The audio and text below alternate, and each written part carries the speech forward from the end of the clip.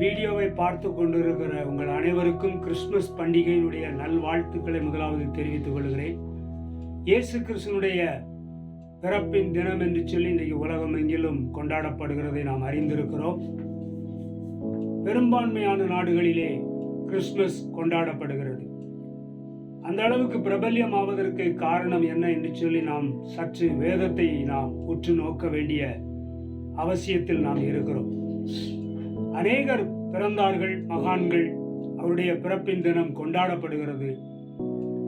ஆனாலும் இயேசு கிறிஸ்துனுடைய பிறப்பை உலகமெல்லாம் கொண்டாடுகிறார்களே என்று சொல்லி நாம் பார்க்கும் பொழுது, இயேசு கிறிஸ்து இந்த உலகத்திலே பிறப்பதற்கு சுமார் 700 அல்லது 730 ஆண்டுகளுக்கு முன்பதாக அவருடைய பிறப்பை குறித்து சொல்லப்பட்ட தீர்க்க தரிசனம் நிறைவேறும்படியாக இந்த காரியமெல்லாம் நடந்தது என்பதை நாம் அறிந்து கொள்ள வேண்டும். அவர் இந்த உலகத்திலே பிறந்ததனுடைய நோக்கங்கள், சில நோக்கங்கள் உண்டு. அந்த நோக்கங்களை குறித்து நாம் வேதத்தின் மூலமாய் அறிந்து கொள்ள முடிகிறது.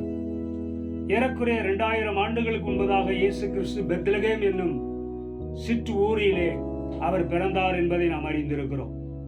1 தீமோத்தேயு 1:15 இவ்விதமாய் சொல்லுகிறது: பாவிகளை ரட்சிக்க கிறிஸ்து இயேசு உலகத்தில் வந்தார் என்கிற வார்த்தை உண்மையும் எல்லா அங்கீகரிப்புக்கும் பாத்திரமுமானது என்று சொல்லி எழுதப்பட்டுள்ளது. பாவிகளை ரட்சிக்கும்படியாகத்தான் இயேசு கிறிஸ்து இந்த உலகத்தில் வந்தார். உலகத்திலே ஒரு பிரச்சனை என்று சொல்லி வந்தால் உடனே அதற்கு ஒரு சொல்யூஷன் மனிதன் கண்டுபிடித்து விடுகிறான், தேடுகிறான், அதில் வெற்றியும் காண்கிறான். ஆனால் இந்த பாவம் என்கிற ஒரு தீய வல்லமை அது உலகமெல்லாம் பரவி கிடக்கிறது என்பதை யாரும் மறுக்க முடியாது. வேதம் சொல்லுகிறபடி எல்லோரும் பாவம் செய்து தேவ மகிமை அற்றவர்களானார்கள் என்று சொன்னபடி இப்படித்தான் மனிதர்கள் இருக்கிறார்கள். ஆதாம் ஏவாள் முதல் மனிதன் தேவனுடைய கட்டளையை மீறி அவன் கீழ்ப்படியாமல் நடந்து கொண்டபடினாலே பாவம் உலகத்தில் பிரவேசித்தது என்று சொல்லி வேதம் சொல்லுகிறது. அப்படியானால் பாவிகளை அவர் ரட்சிக்கும்படியாக இயேசு கிறிஸ்து உலகத்தில் வந்தார். இந்த பாவத்திற்கு பரிகாரம் தான் இயேசு கிறிஸ்து. அவர் பாவிகளை மீட்கும்படியாய், யார் தன்னை பாவி என்று சொல்லி ஒத்துக்கொண்டு பாவங்களை அறிக்கை செய்கிறார்களோ அவருடைய பாவங்களை அவர் மன்னிக்கிறார். மன்னிக்கிறதற்கு எனக்கு அதிகாரம் உண்டு என்று சொல்லி அவர் சொல்லியிருக்கிறார். இவ்விதமாக பாவங்களை மன்னிக்கவும் பாவிகளை ரட்சிக்கும்படியாகவும் இயேசு கிறிஸ்து உலகத்தில் வந்தார்.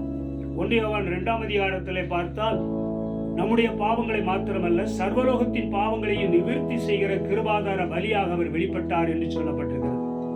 ஆகவே முதல் குறிப்பு, நோக்கம், இயேசு பாவிகளை ரட்சிக்கும்படியாய் வந்தார். அதற்காகத்தான் சிலுவையிலே தன் ஜீவனை கொடுத்தார் என்பதை நாம் அறிந்து கொள்ள வேண்டும்.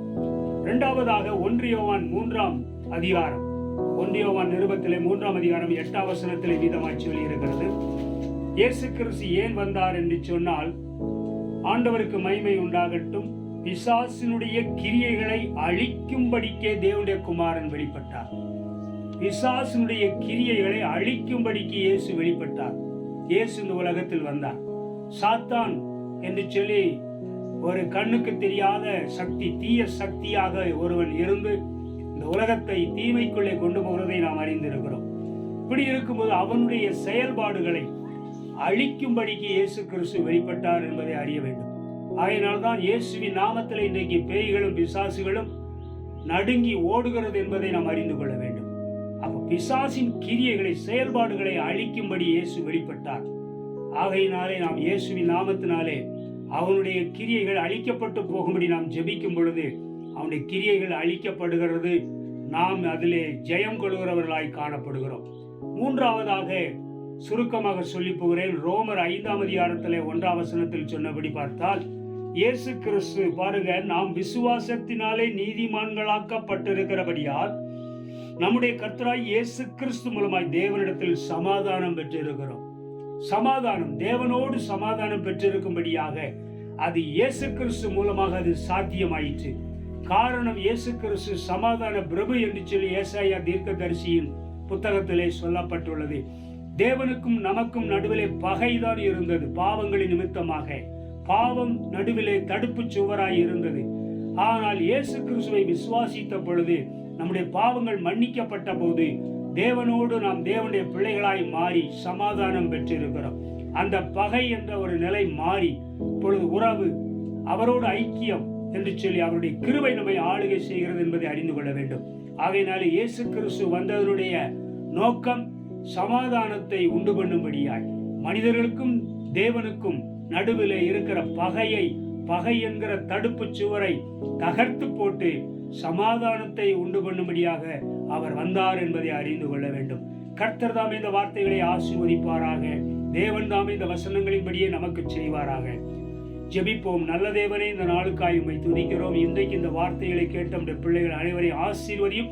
இந்த பண்டிகை நாளிலே உம்முடைய கிருபையினாலே நாங்கள் சமாதானம் பெற்றிருக்கவும், ஆண்டவரே உமக்குள்ளே நாங்கள் சந்தோஷமாய் இருக்கவும் கர்த்தர் எங்களுக்கு உதவி செய்திருக்கும். வார்த்தையை கேட்ட அனைவரையும் ஆசீர்வதியும். இன்னும் உம்மை பற்றிய சத்தியம் உலகமெங்கிலும் தீவிரித்து செல்லட்டும். இயேசு கிறிஸ்துவின் நாமத்திலே வேண்டிக் கொள்கிறோம் ஜீவனுள்ள பிதாவே. ஆமென், ஆமென்.